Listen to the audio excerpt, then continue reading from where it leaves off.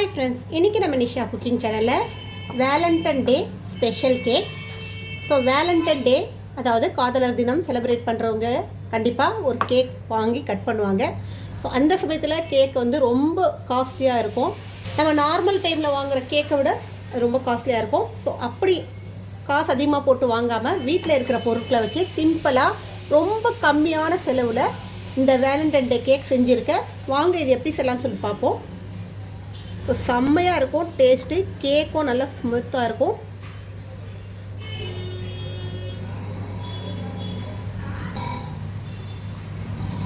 அருமையான இந்த வேலண்டைன் டே கேக் நீங்களும் ட்ரை பண்ணி பாருங்கள்.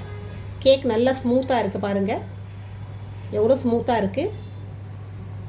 ஸோ மேலே வச்சுருக்க ஃப்ளவர் கூட நான் வந்து ஆர்டிஃபிஷியல் ஃப்ளவர் கிடையாது, நம்ம வந்து வீட்டில் இருக்கிற பொருட்களை வச்சு ரெடி பண்ணது தான். ஸோ வாங்க இந்த கேக் எப்படி செய்யலான்னு பார்க்கலாம். அதுக்கு முன்னாடி எங்கள் சேனல் லைக் பண்ணுங்கள், ஷேர் பண்ணுங்கள், சப்ஸ்கிரைப் பண்ணுங்கள், பெல் பட்டன் ஆன் பண்ணுங்கள், கமெண்ட் பண்ணுங்கள். ஃபஸ்ட்டு நம்ம கேக் ரெடி பண்ணிக்கலாம். ஒரு சாக்லேட் கேக் பண்ண போகிறேன். அதுக்கு ஒரு 50 கிராம் அளவுக்கு பட்டர் எடுத்திருக்கேன். அதோட இனிப்பு நமக்கு எந்த அளவுக்கு தேவையோ அந்த அளவுக்கு ப்ரௌன் சுகர் எடுத்திருக்கேன். இப்போ இது ரெண்டுத்தையும் நல்லா மிக்ஸ் பண்ணிக்கலாம்.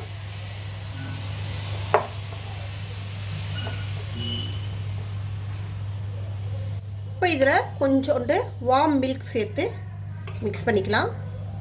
மில்க் வந்து ரொம்ப சூடாக இருக்கக்கூடாது, ரொம்ப சில்லுன்னு இருக்கக்கூடாது, கொஞ்சம். இப்போ இது நல்லா மிக்ஸ் பண்ணி ஆயிடுச்சு. இது ஒரு பக்கமாக இருக்கட்டும். ஜலிக்க வேண்டிய பொருளாக ட்ரை மாவெல்லாம் ஜலிச்சிக்கலாம்.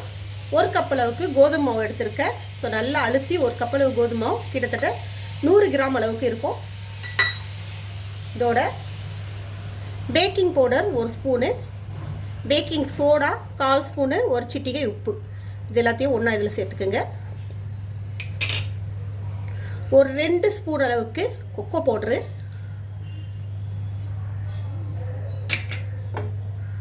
ஒரு பேக்கெட்டு காஃபி பவுட்ரு. இந்த 2 ரூபா பேக்கெட் இருக்கு இல்லைங்களா, இந்த ஒரு பேக்கெட் போட்டுக்குங்க. அப்போ தான் நமக்கு அளவு கரெக்டாக தெரியும். இப்போ இது எல்லாத்தையும் ஒன்றா நம்ம ஜலிச்சிக்கலாம். இப்போ நம்ம இந்த ஜலிச்ச பவுடரை இந்த மிக்ஸ் பண்ணி வச்சுருக்கிற பட்டர் சுகரோட ஆட் பண்ணிக்கிங்க. இப்போ இதில் ஒரு 2-3 ட்ராப் வெண்ணிலா எசன்ஸ் சேர்த்துக்கலாம்.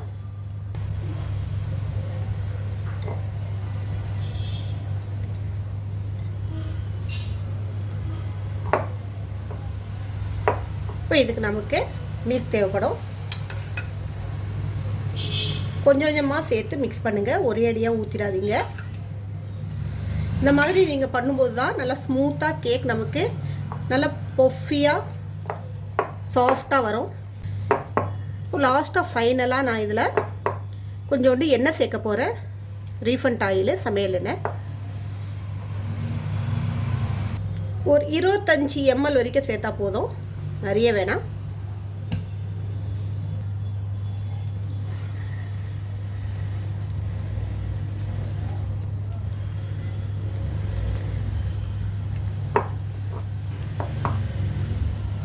ஒரே டைரெக்ஷனில் நம்ம இதை மிக்ஸ் பண்ணுங்கள். நல்லா அடித்து மிக்ஸ் பண்ணிக்கலாம். பட்டருக்கு பதிலாக முட்டை விருப்பம் இருந்துச்சுன்னா முட்டை சேர்த்துக்குங்க. இப்போ இதை ஒரு கேக் மோல்டு எடுத்திருக்கேன். மோல்டு ஃபுல்லாக பட்டர் ஸ்ப்ரெட் பண்ணியிருக்கேன். அதே போல் ஒரு பட்டர் பேப்பர் போட்டு அதுலேயும் பட்டரை ஸ்ப்ரெட் பண்ணி வச்சுருக்கேன். இப்போ இதில் நம்ம இறக்கிக்கலாம்.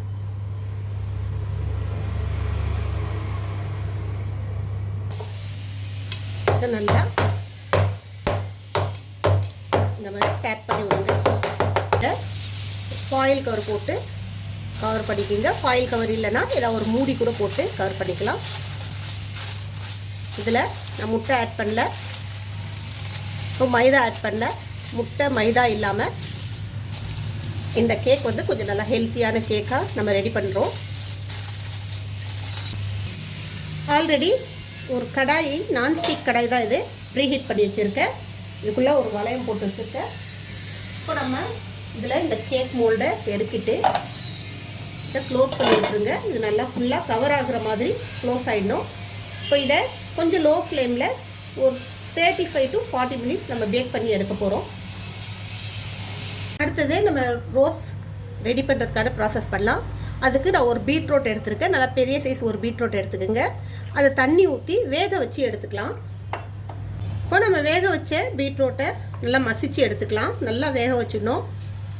மசிக்கிற அளவுக்கு நல்லா வேக வச்சு எடுத்துக்கோங்க. ஒரு மிக்ஸி ஜார் எடுத்துக்கோங்க. அதில் ஒரு கப் அளவுக்கு கோதுமை மாவு வந்து ஒரு 50 கிராம் அளவுக்கு எடுத்துருக்கேன். ஸோ அதுக்கு தேவையான அளவு இனிப்புக்கு ப்ரௌன் சுகர் எடுத்துருக்கேன். ஒரு 2 முட்டை இதில் உடச்சி ஊற்றிக்கலாம். ஒரு 2 முட்டை இதில் ஊற்றிக்கிங்க. இப்போ நம்ம இந்த பீட்ரூட் மசிச்சு வச்சுருக்கிற பீட்ரூட் இது சேர்த்துக்கலாம். உங்களுக்கு விருப்பம் இருந்தால் ஏலக்காய் கொஞ்சோண்டு சேர்த்துக்கலாம். அப்படி இல்லைன்னா ரோஸ் மில்க் எசன்ஸ் இருக்கு இல்லையா, ஸோ நான் ரோஸ் மில்க்கு இந்த சிரப்பை இதில் ஒரு மூடி அளவுக்கு சேர்த்துக்கிறேன். ஸோ அந்த ரோஸ் ஃப்ளேவர் வரும். இந்த வாசனையும் ரோஸ் வாசனையும் அந்த டேஸ்ட்டும் வந்துடும். இதோட இதுக்கு தேவையான அளவு உப்பு சேர்த்துக்குங்க. இப்போ இதை அரைச்சிட்டு வந்துடலாம். அரைக்கும் போது கொஞ்சம் தண்ணி ஆட் பண்ணி அரைச்சிக்கிங்க. இப்போ இதை இந்த அளவுக்கு நல்லா ஸ்மூத்தாக நல்லா வாட்டரை ஆட் பண்ணி அடித்தாச்சு. இப்போ இதை நம்ம என்ன பண்ணோன்னா வடிகட்டிக்கணும். ஏன்னா நமக்கு அதுக்குள்ளே பிசிறு இருக்கக்கூடாது.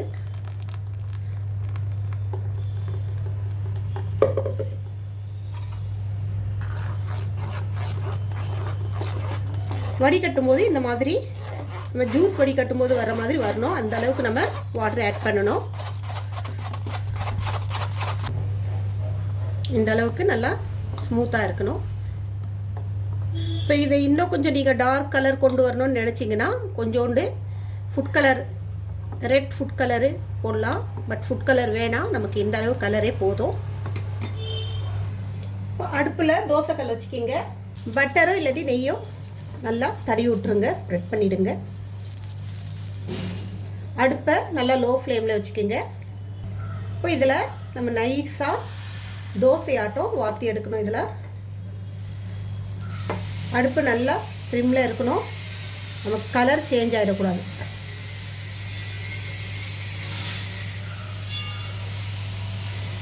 நல்லா நைஸாக வாற்றி எடுங்க. முடிஞ்ச அளவுக்கு நான்ஸ்டிக் தவா இருந்துச்சுன்னா எடுத்துக்கோங்க. அப்போ தான் அது ஈஸியாக எடுக்க முடியும். ஆனால் இந்த மாதிரி தோசை ஆட்டம் ஊற்றி எடுத்துருங்க. எடுக்க நல்லா ஸ்மூத்தாக வரணும். இந்த மாதிரி எப்படி வரும் இதே போல் நம்ம எந்த அளவுக்கு தேவையோ அந்த அளவுக்கு தோசை வாற்றி எடுத்துக்கலாம்.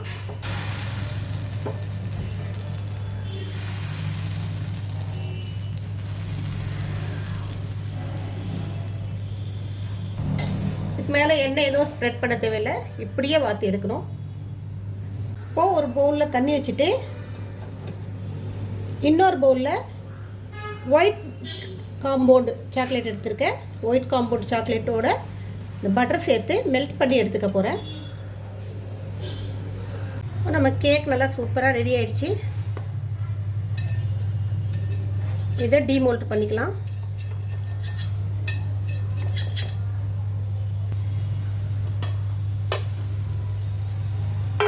சூப்பராக வந்துருச்சு பாருங்கள். டின்னில் கொஞ்சம் கூட ஒட்டவே இல்லை.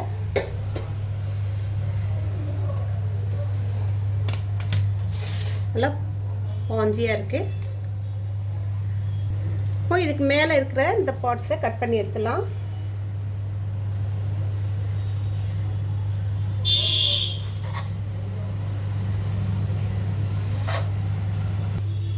இப்போ இதில் சுகர் சிரப் ஊற்ற போகிறேன்.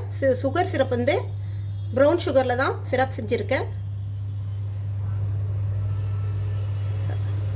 எல்லாத்துக்கும் நான் ப்ரௌன் சுகர் தான் யூஸ் பண்ணேன், ஒயிட் சுகர் யூஸ் பண்ணல.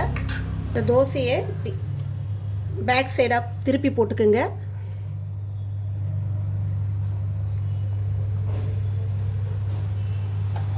இப்போ இது போல் ஃபோல்டு பண்ணிவிடுங்க. நல்லா எண்டில் வச்சுக்கிங்க இந்த மாதிரி. இப்போ இந்த ஃபோல்ட் பண்ணதை நல்லா அழுத்தி விட்டு உள்ளே ஏதாவது நீங்கள் வைக்க விருப்பம் இருந்தால் வச்சுக்கலாம். ஏதாவது இது அப்படியே இந்த மாதிரி ரவுண்ட் பண்ணிட்டு வாங்க. இந்த இடத்துல கொஞ்சம் டைட் பண்ணி ரவுண்ட் பண்ணிக்கணும்.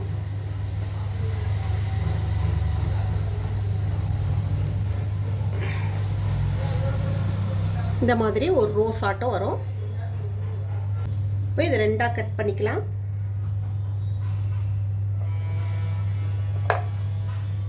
ரோஸு இந்த மாதிரி ஒரு ரோஸ்.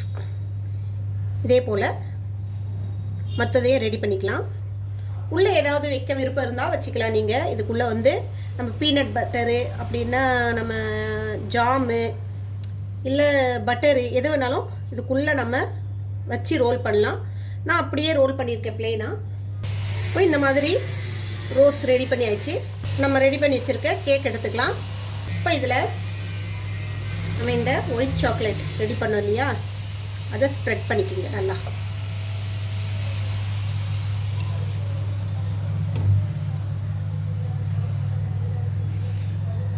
இப்போ நம்ம இதில் ரெடி பண்ணி வச்சுருக்கிற இந்த ரோஸ்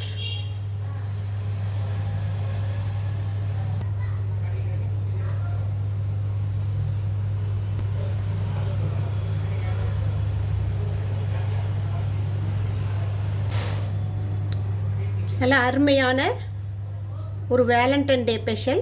இப்போ வீட்டில் இருக்கிற பொருட்களை வச்சு நம்ம வந்து எந்த ஒரு ஆர்டிஃபிஷியலாக எதுவுமே சேர்க்காமல் எல்லாமே ஹைஜீனிக்காக செஞ்சுருக்கோம்.